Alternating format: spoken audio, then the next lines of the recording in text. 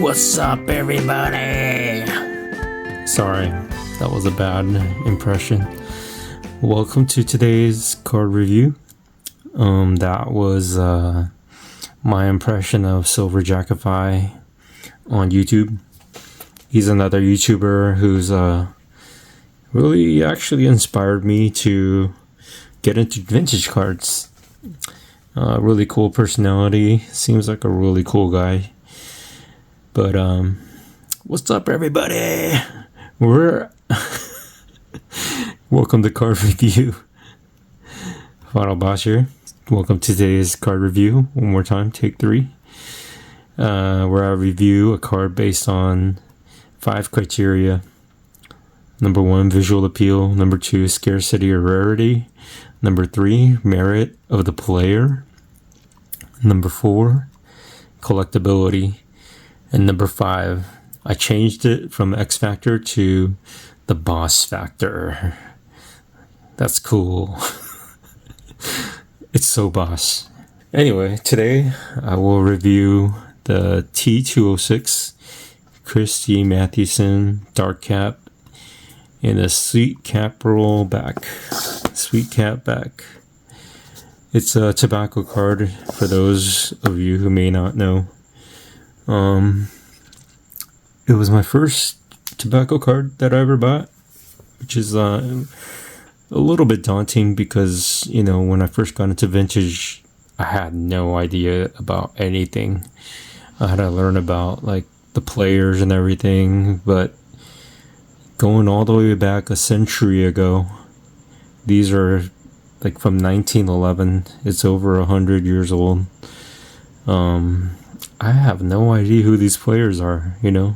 I'm even more in the dark about this era of baseball cards, but it's so intriguing though. Something about these cards is so beautiful. I have 3 more T206 cards currently submitted for grading at SGC, but it seems like it's going to take another couple months based on my estimation and some of the other people who seem to have cards in submission with SGC. Anyway, I actually bought this card a couple years ago. One of the few times I actually splurged on my card collecting. And this was a very clean copy for the grade. I felt like I was really drawn to this particular copy for some reason. It's not the best centered. It's very heavy. It's not the best copy, but it doesn't have the best grade, but it looked good. The registration looked pretty good to me. And there weren't any like distracting stains or anything in front, which, you know, leads me to the first criteria. Number 1, visual appeal. This is one of the most stunning baseball cards pictures I've ever seen. I think the first time I laid eyes on this card was around 2020, 2021, around COVID. During the end of the year, you know how like I think Mike Moynihan or Silver Jackify was one of the first videos that I've seen from the YouTube content creators. And it was like the top 50 baseball cards, year-end top 50 baseball cards. And they do like the annual top 50, and some people even do like top 100. But I'm pretty sure I first saw the Silver Jackify top 50, and then he was mentioning baseball collector Mike Moynihan, and I think I discovered Mike Moynihan through Silver Jackify, and I think it was Mike Moynihan's top 50 cards that he showed this card. And right when I first saw this card, I was like mesmerized by how beautiful this card was. Like, I had no idea who Christy Mathewson was, you know, but when I saw this card, I didn't know his numbers, I didn't know how great he was, how dominant he was, but when I saw his card, I was just mesmerized by how beautiful this picture was. So anyway, there's something just intriguing about this picture. it's almost like he's pissed off at the batter. He's mad dogging them, or he's about to outsmart the batter or something.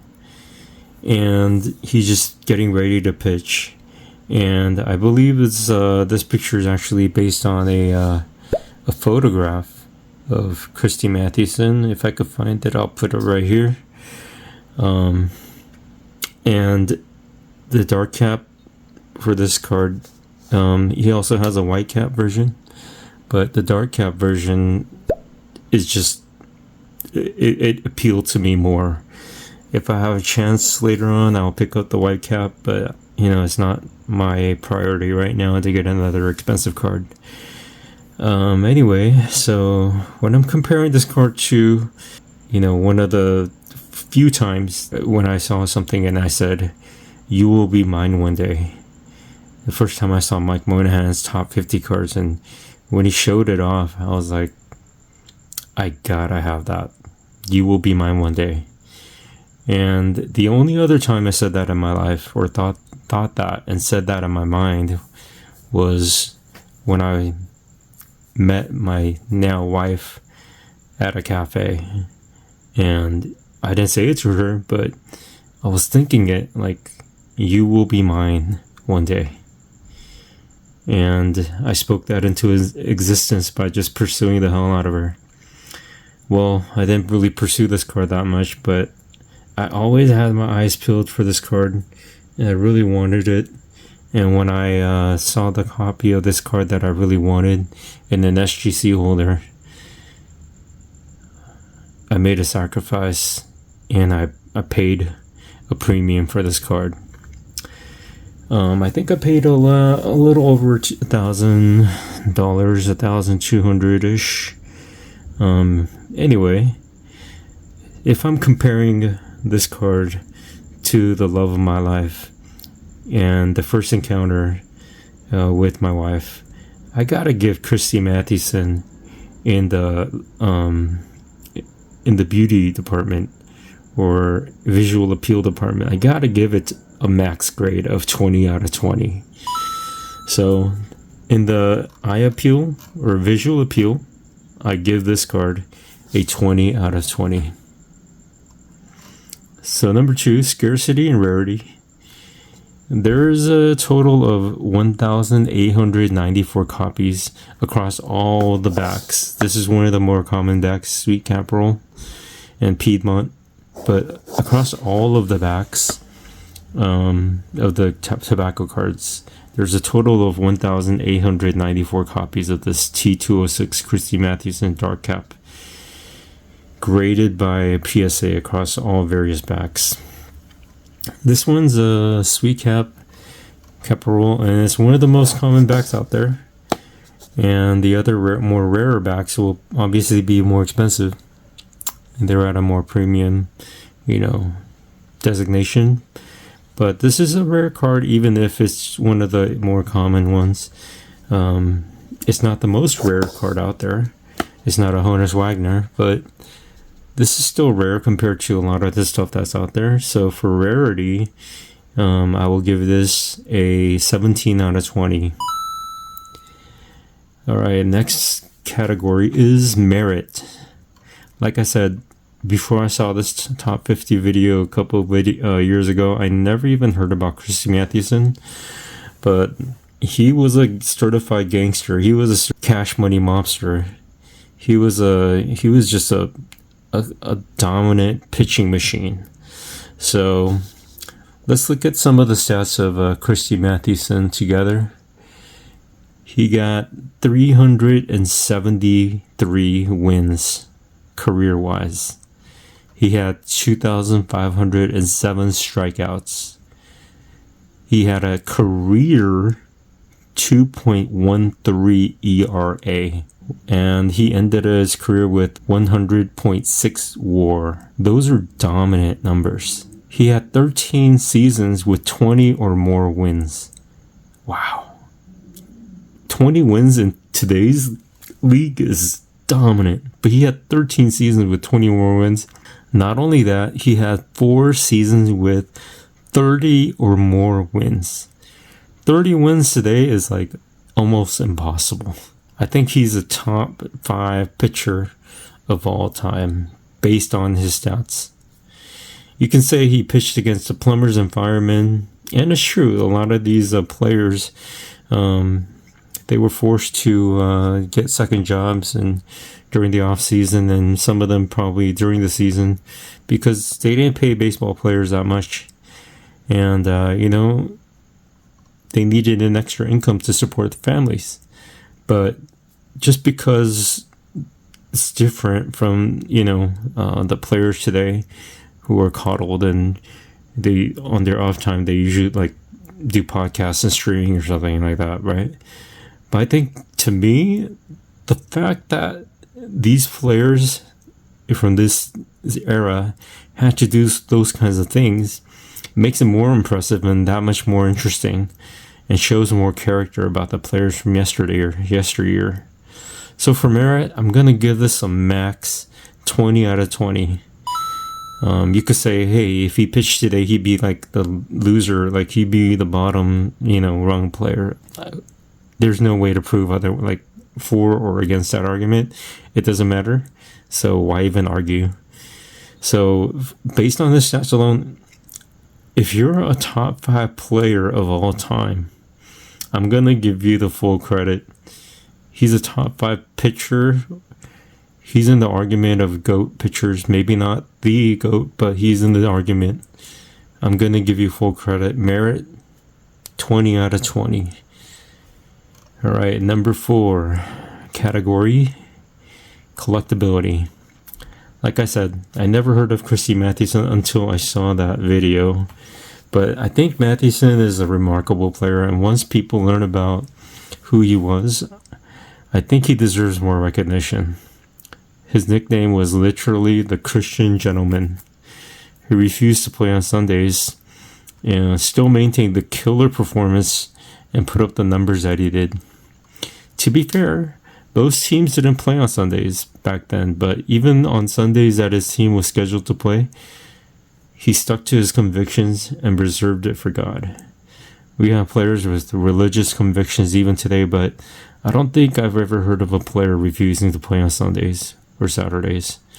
Maybe Sandy Koufax, who's Jewish, did skip Saturdays back in the day, but I don't know anyone these days that's actually done that. But not only was Mathewson a man of God, he was also enlisted to fight in World War I. And he was discharged and developed tuberculosis, most likely due to the chemicals and gas he was working with during the war. I think his selfless conviction and character are traits that modern baseball players should try to emulate, and I believe his story was a remarkable one. But I think most collectors are collecting him due to his stats and excellence on the field, but his faith and sacrifice should be recognized, in my opinion, as well. So for collectability, I will give him a near perfect 19 out of 20. The only reason I give him a 19 is because many collectors are kind of like me, like casual people or just getting into vintage or whatever. They know Babe Ruth, they know Mickey Mantle, they probably know Ty Cobb, they know Cy Young because of the award, but not everyone knows Christy Mathewson, even though he was so dominant. But once they learn about him, I think they will collect him. So I will give it near perfect 19 out of 20, just for that fact. Finally, number 5 criteria is boss factor. So if you were to walk into a regional card collectors club or society, and you're wearing this card around your neck like Logan Paul, like a necklace, where do you stack up in the totem pole of collectors? Would people put some respect on your name, or would they laugh you out of the room? Shout out to Fossey Carter. I'm using as a a picture that he's painting, but that does paint a picture, doesn't it? No one actually does that, but the boss factor. That's what the boss factor is. The intangible measurement of this card. What's special about this card? Does it have the aura around it? Does it have the boss factor? The intrigue? And to answer that question, I believe this does. First off, it's simply gorgeous. Just look at this. Look at this picture. Look at this card. Simply gorgeous. It's one of the most beautiful cards out there, in my opinion. It looks like an art piece. Matheson was an elite player with impeccable character, and every serious vintage card collector would pay their respects to this man. And in terms of scarcity, I know for a T206 card, this isn't that rare, but whenever I see it in the wild, my heart still skips a beat. I will give this card a major go. Boss factor is an 18 out of 20. So to tally up all the scores from each criteria, I give this T206 Christy Matheson Dark Cap a total score of 94 out of 100, or Final Boss's official score of 9.4 out of 10. And you know what that means? That means, and new undisputed champion of the Final Boss card rankings, Christy Matheson. There are very few cards that excel in every criteria. This is one of them, and I believe this card is a must for all vintage card collectors. If they can get a hold of one, they should get it. They must get it. Try to get it. Get it in an authentic grading or whatever, or like a corner ripped off or burnt up, or ripped off like half the card missing. Do something to get this card. My copy actually has a wrinkle all the way across his torso. Look at this. If you look carefully, there's a wrinkle, there's a crease all the way across his belt right here. If that crease went all the way across his face, then it would really bother me. But it's all the way across his waist right here. That doesn't bother me too much. It's far from perfect, this card. Maybe you could see the wrinkle better here in the back. But like I said, it's off-centered. It's off-centered in the front. It's got a big, dent down here. It's got another dent up here. Like, if you get into T206 cards, you're gonna come across some freaks. They're gonna go through some. They've been through some war. They've been well loved, as some people may say. But this is a far from perfect card, but this is what I was able to afford at the time. Will I upgrade eventually? Maybe. But I'm pretty satisfied with this copy at the moment, and I have other cards that I would like to add to my collection before upgrading this. So here's the top cards that I have reviewed so far. And this is where Matheson Dark Cap ranks.